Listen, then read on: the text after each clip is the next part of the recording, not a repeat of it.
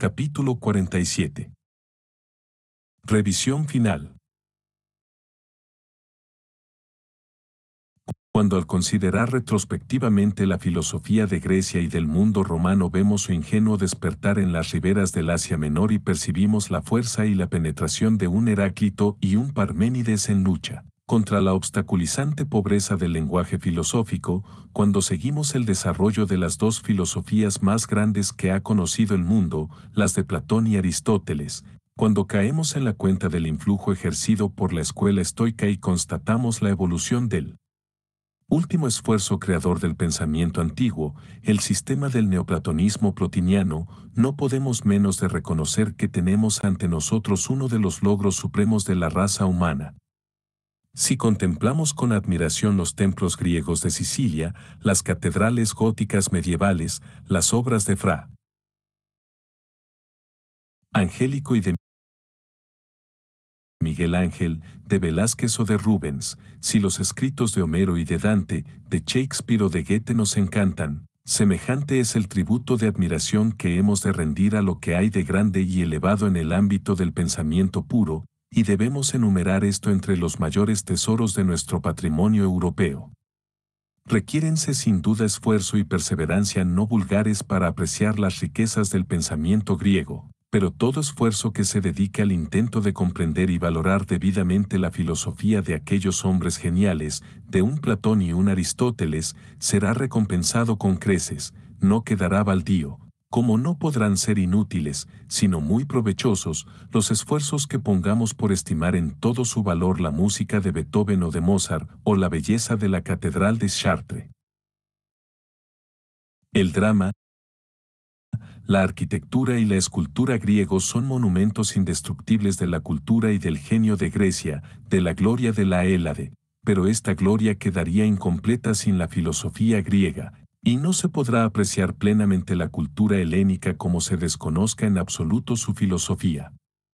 Para facilitar su apreciación, quisiera hacer aquí, a modo de resumen final, unas cuantas sugerencias, algunas de las cuales las he insinuado ya antes, sobre las diferentes formas como podemos ver la filosofía griega en su conjunto. Ya he mencionado, particularmente a propósito de los filósofos presocráticos, el problema del uno y lo múltiple. Pero el tema de la relación entre lo uno y lo múltiple es discernible en toda la filosofía griega, lo mismo que en cualquier otra filosofía. Puesto que, dándose lo múltiple en la experiencia, el filósofo trata siempre de lograr una visión sintética de ello, para obtener, en lo posible, una concepción comprensiva de toda la realidad, es decir, procura ver lo múltiple a la luz del uno o, en cierto modo, reducir la multiplicidad a la unidad. Este esfuerzo por lograr una visión sintética es muy claro en el caso de los físicos presocráticos, y no es preciso que nos detengamos más sobre este punto sino solo para recordar que su intento de conciliación de lo múltiple empírico con el uno exigido por la mente lo realizaron sobre todo en el plano de lo material, tanto lo múltiple como lo uno eran, para ellos, materiales, su principio era materia, ya fuese el agua, o lo indeterminado, el fuego o el aire. En ocasiones predomina el aspecto de la unidad, como sucede en el sistema de los eleatas, otras veces triunfa lo múltiple, como en la filosofía atomista de Leucipo y Demócrito, pero el espíritu, debido a la pobreza del lenguaje, se eleva raramente por encima de la materia, como no sea en el pitagorismo, donde se elabora una distinción mucho más neta entre el alma y el cuerpo, y en Anaxágoras, donde el concepto del nous tiende a liberarse del materialismo. En la medida en que podemos hablar de los sofistas como de pensadores que se ocuparon de este problema, hemos de recalcar sobre todos el aspecto de la multiplicidad, de los modos de vivir, de los juicios éticos, de las opiniones, mientras que con Sócrates es el aspecto de la unidad, como unidad de fundamentación de los juicios valorativos verdaderos, el que se pone a plena luz. Pero quien desarrolla de hecho el problema en toda su rica complejidad es Platón, la fluyente multiplicidad de los fenómenos, lo dado en la experiencia, es visto por él sobre el trasfondo de las realidades únicas, de las ideas arquetípicas aprendidas por el entendimiento humano en el concepto, y esta afirmación del reino ideal de la realidad le fuerza al filósofo a considerar el problema de lo uno y lo múltiple no solo en la esfera lógica sino también en la esfera ontológica del ser inmaterial, de donde resulta que aún las mismas unidades inmateriales, que constituyen de suyo una multiplicidad, son vistas en función del uno, de la sintetizante realidad de la esfera trascendental, del arquetipo último. Por lo demás, aunque los objetos individuales de la experiencia sensible, lo múltiple, como decían los cosmólogos más antiguos, sean despreciados precisamente por su particularidad, considerada impenetrable para el pensamiento conceptual, pues pertenecen a lo infinito o indeterminado, no obstante se ve todo el mundo material como ordenado e informado por un espíritu o alma.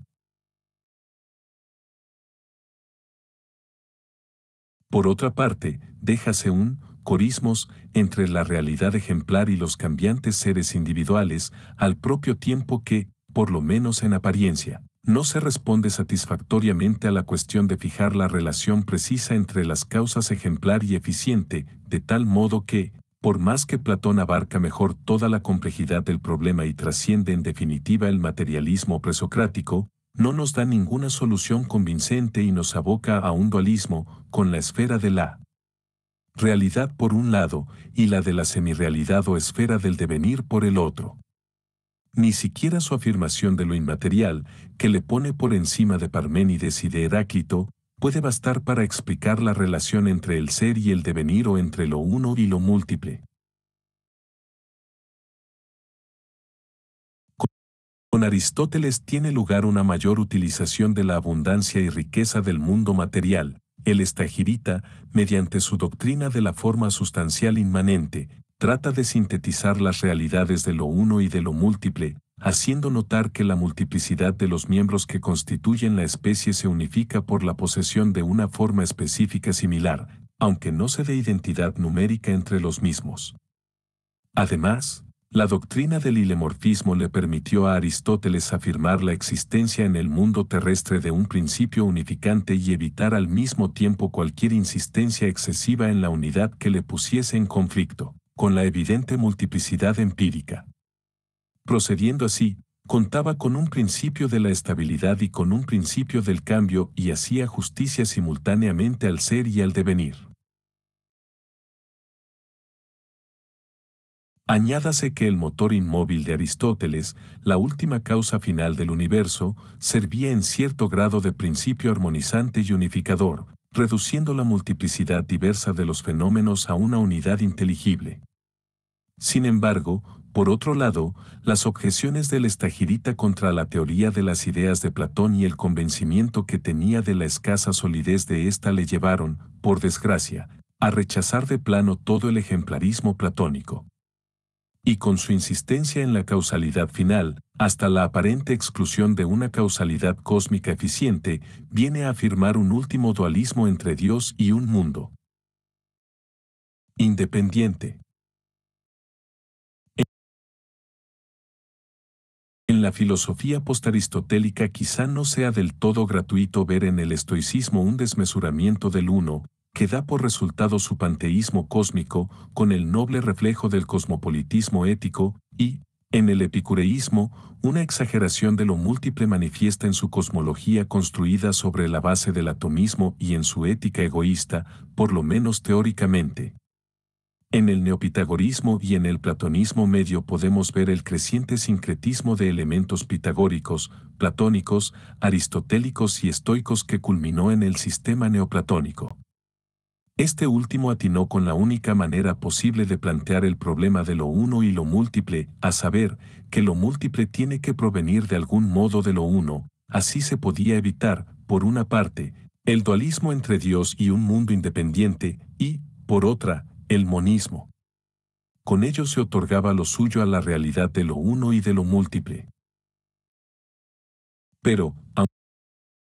aunque los neoplatónicos rechazasen el monismo cósmico gracias a su doctrina de la jerarquización del ser, y aunque no admitiesen ningún autofraccionamiento del trascendente uno y si la diversa multiplicidad sin que por ello se les ocurriera rechazar como ilusorios el orden del mundo y la subordinación correlativa de los grados del ser, no se dieron cuenta, así y todo, de lo insuficiente de su tentativa de trazar y seguir una vía media entre la verdadera creación y el monismo. Efectivamente, su teoría de la emanación, supuestas por un lado su negación de la creación ex nihilo y, por otro la del autodividirse de Dios, no podía significar cosa alguna inteligible que pasara de simple metáfora. Le estaba reservado a la filosofía cristiana el proponer la solución certera de la creatio ex nihilo sui et subiecti. 2. Bajo un aspecto ligeramente distinto, cabe que consideremos la filosofía griega en su totalidad como un intento de descubrir la causa o las causas últimas del mundo. Los presocráticos en general, según observa Aristóteles, se ocuparon de la causa material, del Ustov del mundo, de aquello que permanece en el fondo de los incesantes cambios de las cosas. Platón, no obstante, insistió especialmente en la causa ejemplar, en la realidad supramaterial e ideal, afirmando también la causa eficiente operativa, espíritu o alma, con lo que desarrolló las premisas del presocrático Anaxágoras. Pese a lo que diga Aristóteles, tampoco despreció Platón la causalidad final, puesto que las causas ejemplares son también causas finales, no son solamente ideas, sino además ideales. Dios actúa en el mundo con miras a un fin, según se afirma claramente en el Taimeo. Pero Platón parece haber dejado una dicotomía entre la causa ejemplar y la causa eficiente, o por lo menos esto es lo que sugieren sus palabras, y carecemos de pruebas suficientes para sostener de un modo categórico que llegase a identificar ambas causas últimas. En todo caso, no da cabida en el mundo terrestre a la causa formal inmanente, que fue invento de Aristóteles. Mas, aunque éste desarrolló una teoría muy perspicua a propósito de la forma inmanente y de las causas materiales en el mundo terrenal, su sistema deja mucho que desear en lo tocante a las causas eficientes últimas y a las causas ejemplares. El Dios de Aristóteles opera como última causa final, pero al no ver el filósofo cómo podrían compaginarse la autosuficiencia e inmutabilidad de Dios con el ejercicio de la causalidad eficiente, se desentendió de la necesidad de proponer una última causa eficiente. Pensaba, sin duda alguna, que el ejercicio de la causalidad final por el motor inmóvil era a la vez la necesaria causalidad eficiente última, pero esto quiere decir que, para Aristóteles, el mundo era no solo eterno, sino también ontológicamente independiente de Dios. Apenas podría concebirse que el motor inmóvil diera la existencia al mundo mediante el inconsciente ejercicio de la causalidad final. Imponíase, pues, la necesidad de hacer una síntesis de Platón y Aristóteles. Y en el neoplatonismo, como, poco más o menos, en todas las filosofías que a él habrían de conducir, el Dios de Aristóteles y las causas ejemplares y eficientes de Platón se fusionaron con mayor o menor acierto, aunque nunca de un modo plenamente satisfactorio. Por otra parte, en la filosofía cristiana identifícanse las causas últimas eficiente, ejemplar y final en un Dios único, espiritual, ser supremo, fuente de todos los seres creados, que dependen de él. 3. Podríamos considerar también la filosofía griega en su conjunto desde un punto de vista humanístico, según la posición asignada al hombre en cada uno de sus sistemas. La cosmología presocrática, como ya hemos indicado en su lugar, se ocupó sobre todo del objeto, del cosmos material, y vio al hombre como una cosa de tantas en este cosmos, entendiendo que el alma humana, por ejemplo, es o bien una contracción o condensación del fuego primigenio, Heráclito, o un compuesto de un tipo especial de átomos, Leucipo. Por otro lado, la doctrina de la transmigración de las almas, tal como se halla, por ejemplo, en la filosofía pitagórica y en las doctrinas de Empédocles, implicaba que hay en el hombre un principio superior a la materia, idea esta que produjo frutos espléndidos en la filosofía de Platón. con los sofistas y con Sócrates se produce, por varios motivos, un cambio de enfoque, de la consideración del objeto se pasa a la del sujeto, de la del cosmos material en cuanto tal a la del hombre. Más es en la filosofía platónica donde se intenta por vez primera con eficacia combinar ambas realidades en una síntesis comprensiva. El hombre aparece ya como el sujeto cognoscente y volente, como el ser que realiza, o puede realizar, en su vida individual y en su vida social los verdaderos valores. Este ser está dotado de un alma inmortal, el conocimiento humano, la naturaleza, la conducta y la sociedad humanas pasan a ser tema de análisis concienzudos, de consideraciones profundas y penetrantes. De otro lado, el hombre aparece como un ser situado entre dos mundos, entre el plenamente inmaterial de la realidad, mundo que está por encima de él, y el límite meramente material, que es inferior a él. Patentizase de este modo el carácter dual del hombre, espíritu encarnado, como lo que Posidonio llamaría más tarde el vínculo entre los dos mundos de lo inmaterial y lo material.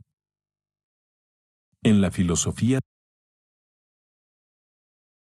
de Aristóteles, el hombre es también un ser intermedio, por así decirlo, pues ni Platón ni Aristóteles tenían al hombre por el ser supremo. Tanto el fundador del Liceo como el de la Academia estaban convencidos de que por encima de los hombres hay un ser inmutable y de que la contemplación de ese ser inmutable es el ejercicio propio de la más excelsa facultad del hombre. Además, Aristóteles, no menos que Platón, mostró un profundo interés por la psicología, la conducta y la sociedad humanas. Sin embargo, de la filosofía del Estagirita podemos decir que fue a la vez más y menos humana que la de Platón. Más humana en cuanto que unía, por ejemplo, más íntimamente que lo hizo Platón el alma y el cuerpo, creando así una epistemología más realista y dando mayor valor a la experiencia estética y a la producción artística del hombre. Esta posición es más conforme al sentido común a la hora de tratar de la sociedad política. Menos humana por cuanto, poniendo un único entendimiento agente común a todos los hombres, según la interpretación más probable de Anima, vendría a negar la inmortalidad personal. Añádase que nada se encuentra en Aristóteles que indique que el hombre pueda llegar a unirse alguna vez con Dios en un sentido real.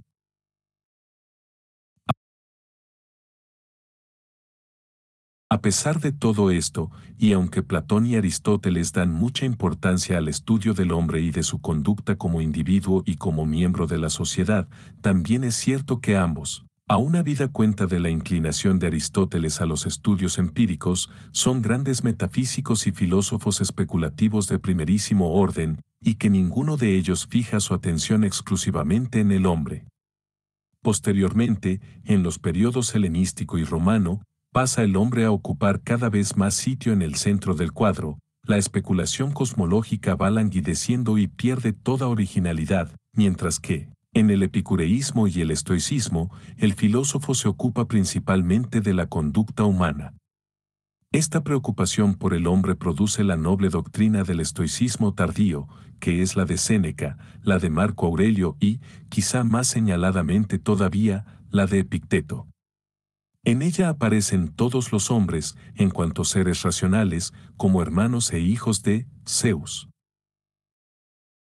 Pero si la escuela estoica insiste sobre todo en la conducta moral del hombre, son la aptitud humana para la vida religiosa y la necesidad y el ansia de ésta lo que ocupa una posición preeminente en las escuelas y en los pensadores influidos por la tradición platónica. Una doctrina de la salvación, del conocimiento de Dios y de la asimilación a él culmina en las enseñanzas plotinianas sobre la unión estática con el uno. Si el epicureísmo y el estoicismo, este último acaso con alguna justificación, se ocupan del hombre en lo que podríamos llamar el plano horizontal, el neoplatonismo atiende más al plano vertical, a la ascensión del hombre hacia Dios. 4. La epistemología o teoría del conocimiento es considerada, en general, como una rama de la filosofía cuyo estilo es peculiar de nuestra época moderna y, para algunos pensadores de hoy día, constituye prácticamente la totalidad de la filosofía. Hay, desde luego, mucha verdad en la afirmación de que ha sido la filosofía moderna la primera en hacer un estudio verdaderamente serio y crítico de la epistemología, pero tal afirmación no encierra toda la verdad sobre el caso. Prescindiendo de la filosofía de la Edad Media, que se preocupa también de temas epistemológicos, es indefendible la pretensión de que los pensadores de la antigüedad no se cuidaran en absoluto de las cuestiones epistemológicas, aun cuando ciertamente no les reconociesen importancia bastante para hacer de ellas una rama de la filosofía ni les diesen el alcance crítico que, desde los tiempos de Kant, se les viene atribuyendo en la época moderna. Sin querer pasar aquí revista a todo lo que fue la epistemología en la filosofía antigua, sí que indicaré uno o dos puntos que pueden contribuir a poner de relieve el hecho de que los problemas epistemológicos importantes asomaron ya por lo menos su interrogación en las mentes de muchos filósofos antiguos, aunque no llegaran estos a planteárselos con toda nitidez ni les prestaran la atención que se merecen. Los filósofos presocráticos fueron en su mayoría dogmáticos en el sentido de que daban por seguro que el hombre puede conocer objetivamente la realidad. Cierto es que la filosofía eleática distinguió entre la vía de la verdad y la vía de la creencia o de la opinión o de la apariencia, pero los eleatas no advirtieron la gravedad de los problemas que implicaba su filosofía. Adoptaron una posición monista sobre bases racionalistas y, como esta posición no estaba de acuerdo con los datos de la experiencia sensible, decidieron negar en redondo la realidad objetiva de lo fenoménico. No pusieron sobre el tapete su tesis filosófica fundamental, el poder de la mente humana para trascender los fenómenos, sino que se limitaron más bien a afirmar este poder. No cayeron tampoco en la cuenta de que, al negar que las apariencias tengan realidad objetiva, minaban la base misma de su metafísica. En general, por consiguiente, los pensadores de la escuela eleata no pueden ser considerados como excepciones de la actitud acrítica que caracterizó a todos los presocráticos, a pesar del talento dialéctico de un Zenón. ¿Verdad es que los sofistas fueron más o menos relativistas y que esta actitud mental supone una epistemología implícita? Si el dicho de Protágoras, de que el hombre es la medida de todas las cosas, se ha de tomar en sentido amplio, equivale a afirmar no sólo la autonomía del hombre en el terreno moral, como creador de valores morales, sino también su incapacidad de alcanzar la verdad metafísica. ¿Acaso no adoptó Protágoras una actitud escéptica respecto a la teología, y no veían los sofistas en general la especulación cosmológica como poco más que una pérdida de tiempo? Ahora bien, si los sofistas hubiesen pasado adelante hasta instituir una crítica del conocimiento humano, y hubiesen tratado de demostrar por qué este conocimiento se haya confinado por necesidad a los fenómenos, en tal caso habrían sido epistemólogos, pero, en realidad, sus intereses diferían las más de las veces de los propios de la filosofía, y sus teorías relativistas no parece que se basaran en ninguna consideración profunda de la naturaleza del sujeto ni de la del objeto. Así pues, la epistemología implícita en su actitud general no llegó nunca a explicitarse en una teoría definida del conocimiento. Entiéndase, desde luego, que nosotros podemos discernir los gérmenes de teorías o problemas epistemológicos no solo en la sofística, sino en toda la filosofía presocrática. Mas esto no quiere decir que ni los sofistas ni los cosmólogos presocráticos tuviesen conciencia de tales problemas y reflexionaran en ellos. Sin embargo, al pasar a Platón y Aristóteles, encontramos ya teorías explícitas del conocimiento. Platón tuvo una noción clara de lo que él entendía por conocimiento y distinguió netamente la naturaleza del conocimiento verdadero de la opinión y de la imaginación. Poseía un claro conocimiento reflexivo de los elementos relativos y variables que constituyen la percepción sensible y discutió el problema de cómo se origina y en qué consiste el error de juicio. Toda su teoría de los grados ascendentes del conocimiento y de los objetos que a ellos corresponden permite clasificarle sin vacilación como epistemólogo. Lo mismo se diga de Aristóteles, que sostuvo una teoría sobre la abstracción, la función de la imagen, los principios activo y pasivo del conocimiento, la distinción entre la percepción sensible y el conocimiento conceptual, y las diversas funciones de la razón. Seguro que, si restringiésemos el campo de la epistemología a un responder a la pregunta de si podemos o no conocer en verdad, entonces la epistemología de Aristóteles pertenecería más bien a la psicología, puesto que responde, más que a esa pregunta, a la de cómo adquirimos nuestros conocimientos, pero, si accedemos a que entre en el campo de la epistemología el estudio de la naturaleza del proceso cognoscitivo, entonces hemos de contar sin duda a Aristóteles entre los epistemólogos. Aunque tratase las cuestiones que se planteó en su psicología y aunque hoy podamos incluir en el ámbito de esta la mayoría de tales cuestiones, con todo, etiquetas aparte, lo cierto es que Aristóteles sustentó una teoría del conocimiento. Por otro lado, aunque tanto Platón como Aristóteles elaboraron teorías sobre el conocimiento, sería inútil pretender que no fueron dogmáticos. Como hemos dicho, Platón tenía una noción precisa de lo que entendía por conocimiento, pero daba por descontado que tal conocimiento le es posible al hombre. Si aceptó la insistencia de Heráclito en lo cambiante del mundo material y la de los sofistas en lo relativo de la percepción sensible, aceptó también de los pitagóricos el presupuesto racionalista de que la mente humana puede trascender los fenómenos y de Sócrates el punto de partida de su metafísica esencialista. Es más, para las doctrinas ético-políticas de Platón era esencial, imprescindible, admitir la posibilidad de conocer los valores inmutables y las esencias ejemplares. Él nunca puso, de hecho, en cuestión esta posibilidad, como tampoco planteó en serio el problema del elemento subjetivo a priori en el conocimiento humano, tal elemento a priori que él admitía, lo atribuyó a la reminiscencia, es decir, a un conocimiento objetivo anterior. Tampoco Aristóteles planteó jamás el problema crítico. Él sostenía que el espíritu humano puede trascender los fenómenos y alcanzar algún conocimiento de los objetos inmutables y necesarios, de los objetos de la contemplación teórica. Platón fue un dialéctico infatigable. Aristóteles estaba siempre dispuesto a examinar problemas nuevos e hizo cuidadosas exposiciones, si no de las teorías de sus predecesores, si al menos de las suyas propias. Pero ni del uno ni del otro de ambos filósofos podemos decir que fuese el Kant o el anti-Kant del mundo antiguo, pues el problema kantiano no llegaron a verlo. Ni tiene esto por qué extrañar, ya que a los dos les dominó el problema del ser, mientras que en las filosofías modernas son tantos los pensadores que parten de la conciencia, de suerte que sus teorías del conocimiento las elaboraron en función de sus concepciones metafísicas y de sus tesis filosóficas en general, más bien que como un prolegómeno necesario a toda metafísica.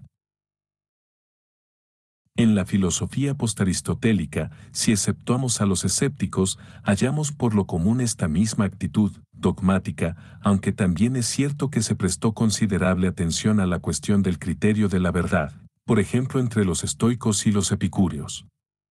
En otras palabras, los pensadores tuvieron conciencia de la dificultad que supone la variabilidad de la percepción sensible y trataron de afrontar esta dificultad. De hecho, hubieron de afrontarla para poder construir sus sistemas filosóficos.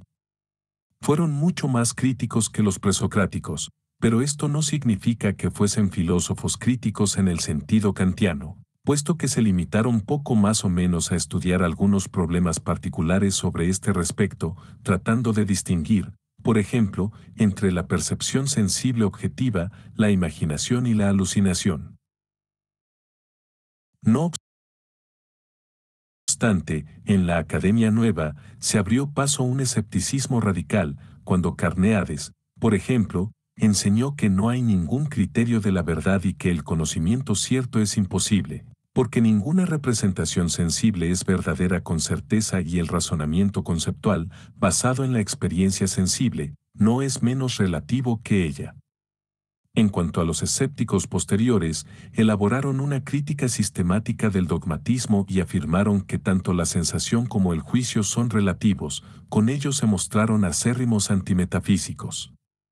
En la filosofía antigua ganó, ciertamente, la batalla final el dogmatismo, pero, habida cuenta de los ataques de los escépticos, no cabe decir que la filosofía antigua fuese del todo acrítica, ni que la epistemología no entrase para nada en las reflexiones de los filósofos griegos.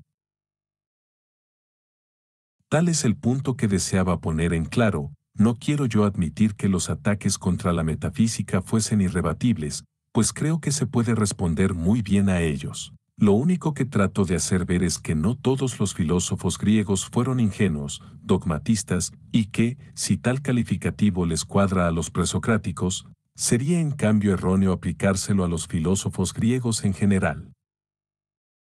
5. Muy vinculada a la epistemología está la psicología, y puede que convenga hacer algunas observaciones sobre el desarrollo de la psicología en la filosofía antigua. Entre los presocráticos es la escuela pitagórica la que primero da muestras de poseer una noción definida del alma, concibiéndola como principio permanente que persiste en su individualidad aún después de la muerte. La filosofía de Heráclito reconoció, desde luego, que una parte del hombre es más afín al principio último del universo que el cuerpo, y Anaxágoras afirmaba que el nous se halla presente en el hombre, pero este último filósofo no logró superar, al menos verbalmente, el materialismo del pensamiento presocrático, mientras que, para Heráclito, el elemento racional del hombre era sólo una manifestación más pura del fuego primigenio. En cambio, la psicología pitagórica, con su distinción entre el alma y el cuerpo, implicaba, por lo menos, una distinción entre lo espiritual y lo material. A decir verdad, la doctrina de la metempsicosis exageraba la distinción entre el alma y el cuerpo, puesto que contenía la aceptación de la teoría según la cual la memoria y la conciencia de la identidad personal no son esenciales para la persistencia del individuo como tal. Si Aristóteles sostuvo en realidad que hay un entendimiento activo separado en cada uno de los hombres y que este entendimiento activo es único, su teoría de que la memoria se extingue con la muerte tal vez se debiera no solo a su psicología y a su fisiología, sino a vestigios de la doctrina pitagórica y de sus implicaciones. Respecto a la teoría pitagórica de la naturaleza tripartita del alma, debióse sin duda, a fin de cuentas, a la observación empírica de las funciones racionales y emocionales del hombre y a la del conflicto entre la razón y la pasión. La concepción pitagórica del alma influyó sobremanera en el pensamiento de Platón. Rechazando el epifenomenismo, hizo del alma el principio de la vida y del movimiento en el hombre, principio que no depende esencialmente del cuerpo para el ejercicio de sus más altas funciones intelectuales y que adviene de fuera y sobrevive a la muerte del cuerpo. De naturaleza tripartita, tiene el alma diversas funciones o partes, cuya jerarquía fue adaptada por Platón a su metafísica general. Las partes o funciones inferiores dependen, esencialmente del cuerpo, pero el alma racional pertenece a la esfera de la realidad permanente, en su propio proceso dialéctico e intuitivo, su actividad se desarrolla en un plano más elevado que el de los fenómenos y evidencia el carácter, divino o inmortal del alma. Pero Platón no se fijó ante todo en el aspecto estrictamente psicológico del alma, y menos aún en su aspecto puramente biológico. Le interesó en primer lugar y más que nada el alma como captadora y realizadora de los valores, en su aspecto ético. De ahí la enorme importancia que atribuyó a la educación y a la cultura del alma. Si acentuó, como lo hizo, la antítesis entre el alma y el cuerpo, y habló del alma como habitadora del cuerpo, como puesta en al modo de un capitán en su navío, destinada a gobernar al cuerpo, fue principalmente su interés ético lo que llevó a ello. Cierto que trató de probar la preexistencia del alma, su independencia intrínseca con respecto al cuerpo y su inmortalidad, mediante argumentos epistemológicos, razonando por ejemplo a partir del elemento. A priori que se da en el humano conocimiento, pero siempre estuvo dominado por intereses éticos y en cierta medida religiosos. Y al final ya de su vida le vemos insistir en que el alma es la posesión más cara del hombre y el cumplimiento de sus tendencias el más alto deber.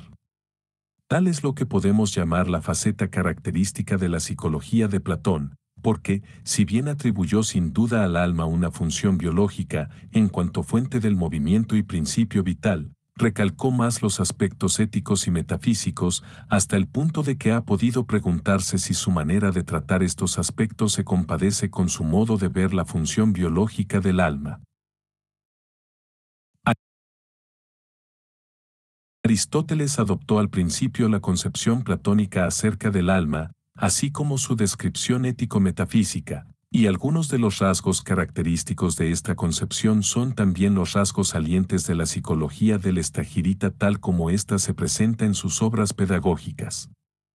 Así, según Aristóteles, la parte más elevada del alma humana, el entendimiento agente, adviene de fuera y sobrevive a la muerte. Y la insistencia en la educación y en la cultura moral es muy notoria en la filosofía peripatética, lo mismo que en la de Platón. Sin embargo, apenas puede evitarse la impresión de que este aspecto de su doctrina del alma no es el verdaderamente característico de la psicología de Aristóteles. Por mucho que haya insistido en la educación y por marcada que sea su actitud intelectualista en la descripción que de la vida ideal para el hombre nos ofrece en la ética, parece ser que la contribución típica de Aristóteles a la psicología ha de verse más bien en su estudio del alma desde el punto de vista biológico. La aguda antítesis establecida por Platón entre el alma y el cuerpo tiende a pasar al segundo plano para dar paso a la concepción del alma como forma inmanente del cuerpo, como enmaridada con tal cuerpo determinado. El entendimiento agente, concíbasele o no de manera monística, sobrevive a la muerte, pero el alma en su generalidad, incluidos el intelecto pasivo y las funciones de la memoria y todas las demás, depende del organismo corporal y perece al morir. ¿De dónde proviene, pues, esta alma del hombre, excluyendo el entendimiento agente? No de fuera, puesto que no es hecha por ningún demiurgo. ¿Será acaso una función del cuerpo, algo más que un epifenómeno? Aristóteles ofrece una amplia exposición empírica de las funciones psíquicas, tales como la memoria, la imaginación, los sueños, las sensaciones, y no parece sino que el hecho de haber caído en la cuenta de la dependencia de tantas de esas funciones con respecto a los factores fisiológicos le condujese a adoptar una opinión epifenomenista acerca del alma. Esta impresión se sigue produciendo aun cuando se considere que él nunca repudió explícitamente la totalidad de su herencia platónica ni advirtió con claridad la tensión existente entre lo que él había conservado de la psicología de su maestro y la opinión que le inducían a adoptar acerca del alma sus propias investigaciones y su misma manera de pensar. La contribución más importante de la filosofía postaristotélica a la psicología, entendida esta en sentido amplio, fue quizás el relieve que dio al aspecto religioso del alma humana, esto es así, por lo menos, tratándose del neoplatonismo y de las escuelas que a él llevaron, aunque no, claro está, de todas las escuelas postaristotélicas. Los pensadores del movimiento que culminó en el neoplatonismo, al trabajar partiendo de los puntos de vista propios de la tradición platónica, pusieron claramente de realce la afinidad del hombre con lo divino, la orientación y el destino trascendentes del alma humana.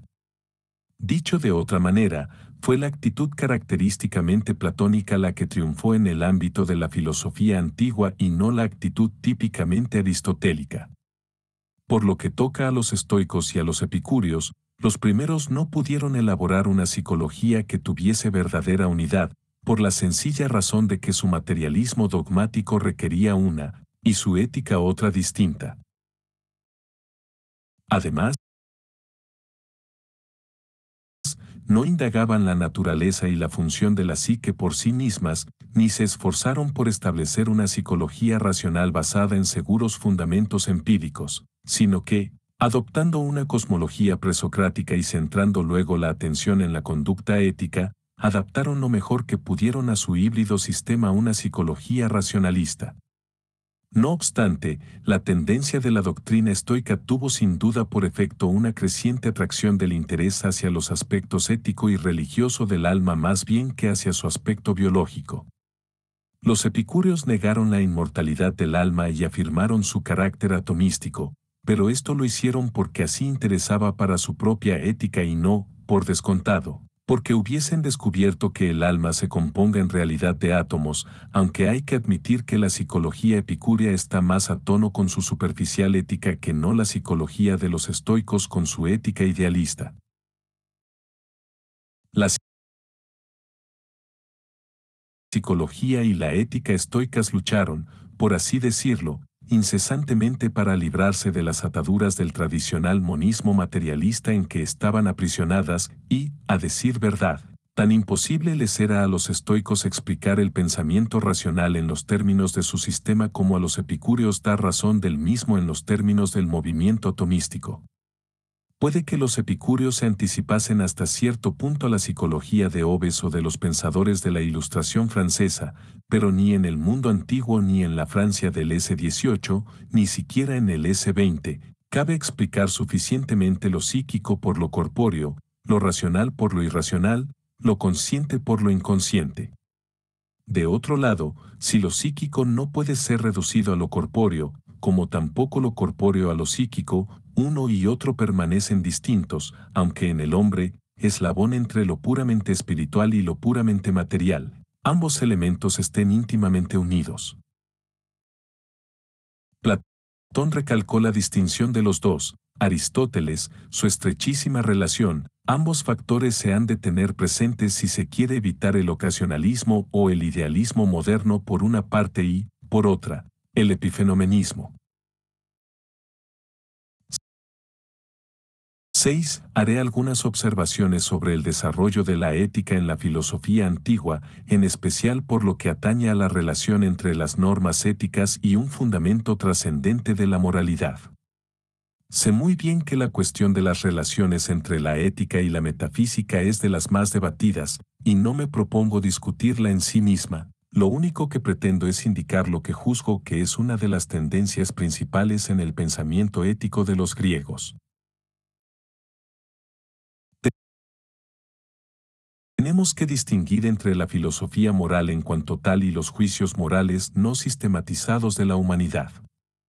Ya mucho antes de los sofistas, de Sócrates, Platón, Aristóteles, los estoicos, etc., emitían los griegos juicios morales, reflexionaban sobre ellos. Y el hecho de que los juicios morales ordinarios del hombre les proporcionaran materiales para su reflexión significa que las teorías de los filósofos reflejaban más o menos la conciencia moral ordinaria de su época. Sin embargo, estos juicios morales dependen a su vez, en parte al menos, de la educación, de la tradición social y del medio ambiente, fórmalos la comunidad, de tal modo que es natural que difieran algo de una comunidad a otra, de nación a nación. Y ante tal diferencia el filósofo puede reaccionar de dos maneras.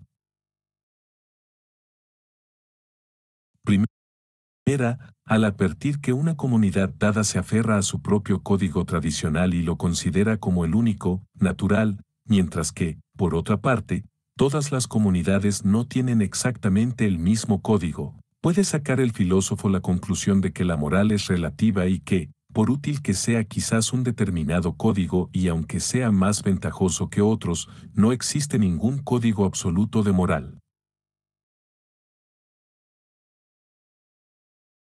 Segunda, el filósofo puede atribuir muchas de las diferencias observadas al error y afirmar que hay un patrón, un modelo seguro, una norma fija de moralidad. Este fue el camino que siguieron Platón y Aristóteles. En efecto, el intelectualismo ético, rasgo distintivo en especial de la mentalidad de Sócrates y también, aunque en menor grado, de la de Platón, inclinaba a ambos pensadores a atribuir las diferencias entre los juicios morales a la equivocación y al error. Así, a quien piense o haga profesión de pensar que la conducta más natural y procedente para con los propios enemigos es ofenderlos e inferirles males, Platón tratará de demostrarle que se engaña de medio a medio al pensar tal cosa. A veces acaso apele al interés propio, aunque solo sea como argumentem ad hominem. Pero, sean cuales fueren sus recursos para probar su punto de vista, lo cierto es que Platón no era un relativista ético, puesto que creía en la existencia de unos modelos permanentes, en verdad objetivos y de universal validez. Ahora, si examinamos las filosofías morales de Platón y Aristóteles, se nos patentizará el hecho de que en todo caso el patrón de la conducta es cortado conforme a su concepción de la naturaleza humana. Lo ideal veíalo Platón como algo fijo, eterno y trascendente, no sujeto a relatividades, invariable. Las distintas facultades del hombre son potencias de actuar según ciertos hábitos o virtudes, y cada virtud tiene un modelo ideal que se haya comprendido en el ideal que lo abarca todo, en la idea del bien. Hay, sí, un ideal del hombre, y hay ideales de las virtudes humanas, y la función moral del hombre consiste en irse conformando a esos ideales. Cuando lo hace así, cuando su naturaleza se desarrolla armoniosa y perfectamente según el ideal que le es propio, es un justo, un hombre bueno, es un verdadero ejemplar de hombre, ha alcanzado el genuino bien. Además, para Platón, Dios actúa constantemente en el mundo, procurando realizar en él el ideal. Dios mismo no se aparta nunca ni un ápice del ideal, siempre tiene la mira puesta en lo mejor, en lo óptimo. Él es la razón, la divina providencia que opera en el cosmos. Dios es también la fuente de la razón humana, y en él. Taimeo se le describe simbólicamente como formando él mismo la humana razón, de suerte que el alma racional del hombre está emparentada con la divinidad y tiene igual tarea que ella, a saber, la realización del ideal, del valor, en el mundo.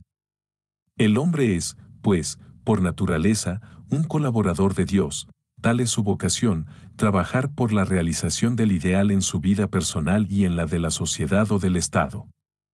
Es Dios quien establece el modelo, no el hombre, dice Platón contra Protágoras, y el fin del hombre es lograr la mayor semejanza con Dios. Platón habla poco de la obligación moral, verdad es, pero evidentemente consideraba, aunque sin plena conciencia, que el hombre está obligado a obrar según lo que verdaderamente es digno de él. El intelectualismo ético que Platón heredó de Sócrates era sin duda un obstáculo que se oponía a la clara toma de conciencia de la obligación y de la responsabilidad, pero los mitos de la vida futura, de la recompensa y del castigo, no suponen claramente una toma de conciencia del significado de la obligación moral. Platón basó el contenido de la ley moral en un fundamento trascendente, y aunque no se podría decir lo mismo respecto a la forma de la ley moral, al imperativo categórico, parece ser que tuvo algún vislumbre, siquiera fuese confuso, de que para que una ley moral sea universalmente constringente y válida, ha de tener un fundamento trascendental, no solo en lo tocante a su contenido, sino también a su forma. Si volvemos la atención hacia Aristóteles, hallamos un finísimo análisis de la vida recta, de las virtudes morales e intelectuales, que fueron estudiadas por el estagirita mucho más completa y sistemáticamente que por Platón. Pero los valores trascendentales de éste han sido eliminados o sustituidos por la forma inmanente. Cierto que Aristóteles llama al hombre a pensar en las cosas divinas, a imitar, en la medida de lo posible, la contemplación divina del objeto más elevado, de suerte que también en su filosofía hay un modelo eterno de la vida humana, pero la vida teorética les es inaccesible a la mayoría de los hombres. Además, Aristóteles no da ninguna base para que el hombre piense que está llamado a cooperar con la divinidad, puesto que, el Dios de la metafísica, al menos, no opera consciente y eficazmente en el mundo. Aristóteles nunca llegó a hacer una síntesis satisfactoria de la vida según las virtudes morales y la vida teorética, y, al parecer, la ley moral carecía para él de todo fundamento real trascendente, tanto en lo tocante al contenido como en lo tocante a la forma. ¿Qué habría podido responder a quien le interrogase acerca de la obligación de vivir conforme a las normas propuestas por él en la ética? Apelaría probablemente a modelos estéticos, a la forma buena, a la belleza, y respondería que obrar de otro modo sería desviarse de la meta de la felicidad, que todos buscan necesariamente, lo cual equivaldría a obrar contra la razón, pero no da cabida a una obligación específicamente moral, con sólido fundamento en la realidad absoluta. Los filósofos griegos posteriores, si exceptuamos a los epicúreos, parece que comprendieron la necesidad de fundar una moral ideal en una base absoluta. Los estoicos insisten en el deber, en la voluntad divina, en la vida de la razón, que es una vida según la naturaleza, puesto que la naturaleza racional del hombre procede de Dios, razón suprema, y a él retorna. Su panteísmo le sumía en gran cantidad de dificultades éticas, pero, con todo, veían en definitiva la moralidad como la expresión de lo divino en el hombre y en la vida humana. Dado que Dios es uno y que la naturaleza humana es constante, siempre la misma, no puede haber más que una moralidad. Sin duda, sería anacrónico leer en su expresión, deber, todo el sentido que este término ha adquirido en los tiempos modernos, pero esto no quiere decir que no tuviesen por lo menos cierta noción del deber y de la obligación moral, aun cuando la exposición clara de esta concepción se la estorbase el determinismo inseparable de su panteísmo. En el sistema o los sistemas neoplatónicos, la ética propiamente dicha se subordinó a la insistencia en el aspecto religioso de la vida humana y en la elevación del hombre hacia Dios. Pero la práctica de la vida moral era considerada como parte integrante de esta ascensión, y el hombre, al irla realizando, se conformaba según modelos de fundamento trascendente.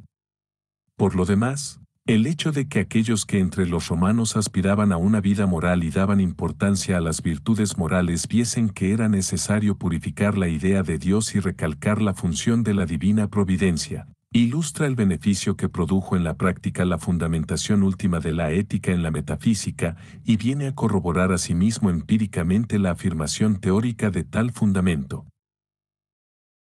7. La mención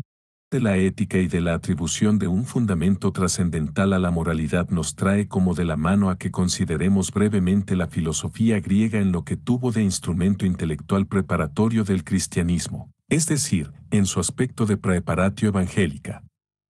Claro que únicamente caben aquí algunas sugerencias, ya que una exposición adecuada de este tema requeriría mucho mayor espacio que el que podemos dedicarle en este capítulo final. Es mejor dejar para el siguiente tomo, consagrado al estudio de la filosofía medieval, la consideración de las doctrinas que el cristianismo tomó de hecho, directa o indirectamente, del pensamiento griego. En la filosofía de Heráclito hallamos los inicios de la doctrina de una razón inmanente operante en el mundo, por más que el logos sea allí concebido en el plano material, como idéntico al fuego primigenio, concepción que posteriormente elaboraron más los estoicos, mientras que Anaxágoras ideó la teoría del nous como primer principio motor. Pero, en ambos casos, apenas puede verse sino una insinuación de lo que después vendría a desarrollarse y cobrar fuerza, de modo que hasta Platón no encontramos nada que se parezca a una teología natural. Ahora que, si entre los presocráticos casi no hallamos otra cosa que torpes tanteos de la doctrina acerca de lo que podríamos llamar Dios, ya fuese como primera causa eficiente, Anaxágoras, ya como providencia o razón inmanente, Heráclito, vemos en cambio en el pitagorismo una formulación algo más clara de la distinción entre el alma y el cuerpo, de la superioridad de aquella sobre éste y de la necesidad de ejercitarla y preservarla de toda contaminación. Pero, si se toma la filosofía presocrática como un todo, es la investigación de la naturaleza última o más profunda del mundo y la concepción del cosmos como algo ordenado según leyes, lo que, más que ninguna otra doctrina concreta, a excepción tal vez de la psicología órfico-pitagórica, la hace digna de ser reputada en cierto sentido como remota. Praeparatio evangélica. Porque es la concepción de que el mundo está ordenado según leyes lo que conduce naturalmente a la concepción de un legislador u ordenador supremo.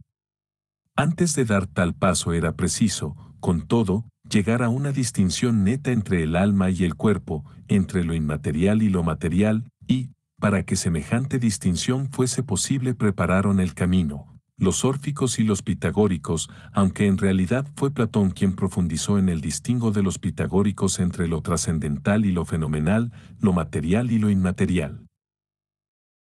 Sería difícil exagerar la importancia que tuvo Platón en la preparatio evangélica del mundo pagano. Con sus doctrinas del ejemplarismo, de la causa ejemplar trascendental y de la razón o del espíritu operante en el mundo y dándole forma con mira siempre a lo mejor, es obvio que allanó remotamente el terreno para la aceptación definitiva de un solo Dios trascendente inmanente. Además, con sus tesis sobre el alma inmortal y racional del hombre, sobre la retribución y la purificación moral, hizo más fácil la aceptación intelectual de la psicología y del ascetismo cristianos. Con su insistencia en las normas morales absolutas, según las enseñanzas de su gran maestre Sócrates, y en el deber que tiene el hombre de procurar asemejarse en todo a Dios, fue preparando los espíritus para que aceptasen luego la ética cristiana. No hemos de olvidar tampoco que, en las leyes, Platón dio las razones por las que hemos de admitir la existencia de un espíritu operante en el universo, con ello prenunciaba las teologías naturales que vendrían después. Pero fue más que nada la actitud total de la filosofía platónica, y aludo así a su creencia en la realidad trascendente, en los valores eternos, en la inmortalidad, la rectitud de vida, la providencia, etc., y a la actitud mental y emocional engendrada lógicamente por tal creencia, lo que contribuyó, mejor que los argumentos concretos, a facilitar la aceptación del cristianismo. Verdad es que la doctrina de la trascendencia, tal como fue desarrollada en el platonismo medio y en el neoplatonismo, fue utilizada contra el cristianismo, so pretexto de que el dogma de la encarnación es incompatible con el carácter trascendente de Dios, carácter que, por lo demás, es también parte esencial del cristianismo. Forzoso es igualmente reconocer que la superación platónica del materialismo presocrático fue un factor que predisponía a aceptar una religión que insiste en la suprema realidad de lo trascendente y en el carácter permanente de los valores espirituales. Los primeros pensadores cristianos reconocieron en el platonismo cierta afinidad con su propia Weltanschauung. Y, aunque Aristóteles llegó a ser posteriormente el filósofo por antonomasia para los escolásticos, no obstante el agustinismo se mantuvo más bien en la línea de la tradición platónica.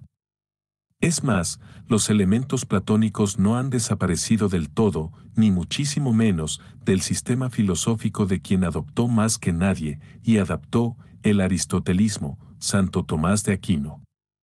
Así, si el platonismo contribuyó en algún grado a preparar el camino al cristianismo, aunque sobre todo a través de las escuelas que posteriormente desarrollaron la tradición platónica, también puede decirse que el cristianismo tomó del platonismo parte de su equipo filosófico.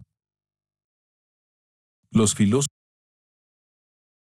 medievales adscritos a la tradición agustiniana, tales como San Buenaventura, una de cuyas principales objeciones contra Aristóteles fue que éste había rechazado el ejemplarismo, tendieron a considerar el aristotelismo como enemigo de la religión cristiana, pero esta actitud se debió en gran parte a que el estagirita fue conocido en Occidente principalmente a través de sus comentaristas árabes.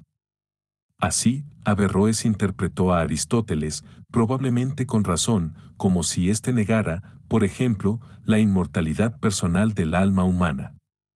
Pero, aunque es cierto, por ejemplo, que a Dios se le concibe en la metafísica aristotélica como un ser enteramente ensimismado y que no se cuida para nada del mundo ni de los hombres, cosa la más contraria al cristianismo, se ha de admitir, con todo, que la teología natural de Aristóteles fue también una preparación para que se aceptase luego el cristianismo. Dios aparece en ella como ser trascendente, como pensamiento inmaterial, causa final absoluta, y cuando después se pusieron en la mente de Dios las ideas platónicas y se elaboró con ellos cierto sincretismo de las doctrinas platónicas y aristotélicas, tendiendo a unirse las causas últimas eficientes, ejemplar y final, la concepción de la realidad a que se llegó facilitó mucho la aceptación intelectual del cristianismo.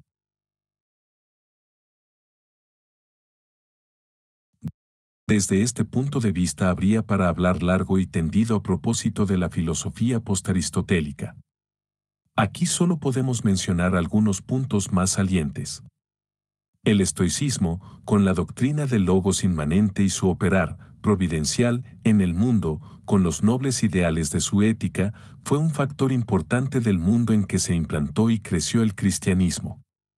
Añádase que el estoicismo era, en cierta medida, una respuesta a la necesidad de dirección e ideales morales que en aquel tiempo sentían vehementemente los espíritus, abismado el individuo y perdido en la inmensidad del gran imperio cosmopolita, y esta necesidad vino a satisfacerla mucho mejor la doctrina cristiana.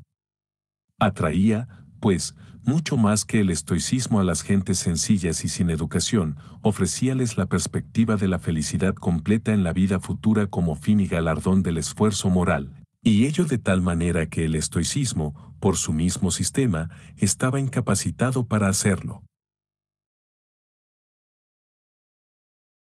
Añádase que el estoicismo era, en cierta medida, una respuesta a la necesidad de dirección e ideales morales que en aquel tiempo sentían vehementemente los espíritus, abismado el individuo y perdido en la inmensidad del gran imperio cosmopolita, y esta necesidad vino a satisfacerla mucho mejor la doctrina cristiana.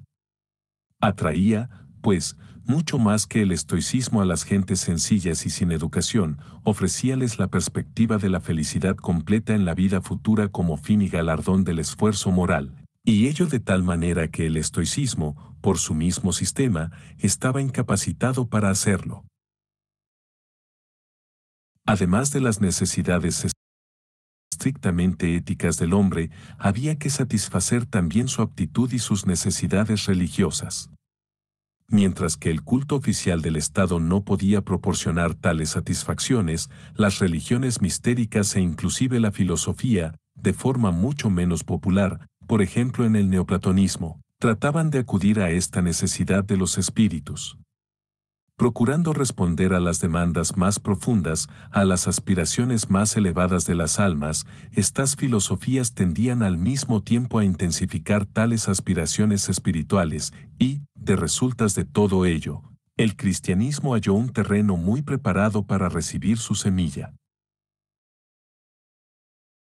El cristianismo, con su doctrina de la salvación, su sistema sacramental, sus dogmas, su doctrina de la incorporación a Cristo de todo miembro de la Iglesia y su promesa de la visión final de Dios y de la vida eterna sobrenatural, era la religión mistérica por excelencia, pero tenía la inestimable ventaja sobre todas las demás religiones mistéricas del paganismo de que era una religión histórica basada en la vida, muerte y resurrección del Dios hombre, Jesucristo, que vivió y murió en Palestina durante un determinado periodo histórico, fundábase en un hecho histórico y no en un mito. En cuanto a la doctrina de la salvación, tal cual se enseñaba en las escuelas filosóficas y la doctrina de la unión estática con Dios tal como fue desarrollada por el neoplatonismo, ni que decir tiene que era demasiado intelectualista como para atraer al vulgo de las gentes. En cambio, mediante los sacramentos y la recepción de la vida sobrenatural de la gracia, el cristianismo ofrecía a todos los hombres, fuesen cultos o no, la unión con Dios, unión imperfecta en esta vida de la tierra y perfecta en la otra vida del cielo. Por eso, aun desde el punto de vista puramente natural, el cristianismo estaba destinado a influir mucho más poderosamente que cualquier filosofía, por muchos elementos religiosos con que estuviese esta mezclada. Además, la filosofía del neoplatonismo era histórica, en el sentido de que una doctrina como la de la encarnación en el tiempo resultaba totalmente extraña a su espíritu, Y es natural que una religión histórica ejerciera un atractivo popular mucho más grande que el de una filosofía metafísica. Sin embargo,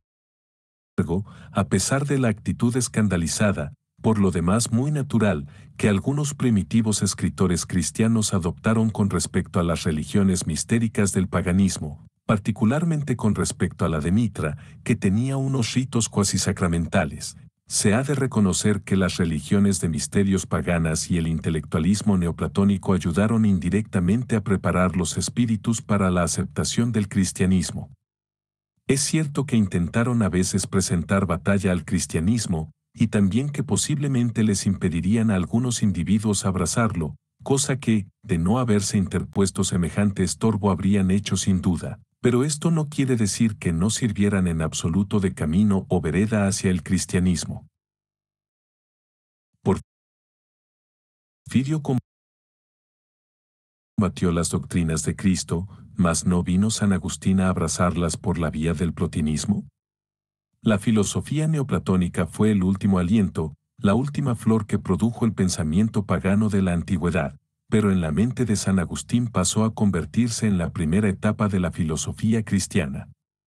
No fue, desde luego, el cristianismo un resultado de la filosofía antigua, como tampoco es un sistema filosófico, pues es la religión revelada y sus antecedentes históricos han de buscarse en el judaísmo. Pero cuando los cristianos comenzaron a filosofar hallaron a mano ricos materiales, todo un acervo de instrumentos dialécticos, de conceptos y términos metafísicos. Y a quienes creen que la divina providencia actúa en la historia les costaría bastante admitir que esta acumulación de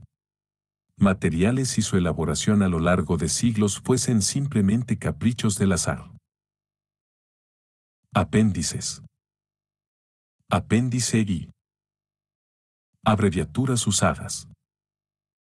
Aesio. Collectio Placitorum, Philosoporum. Agustín, San. Contra Acad.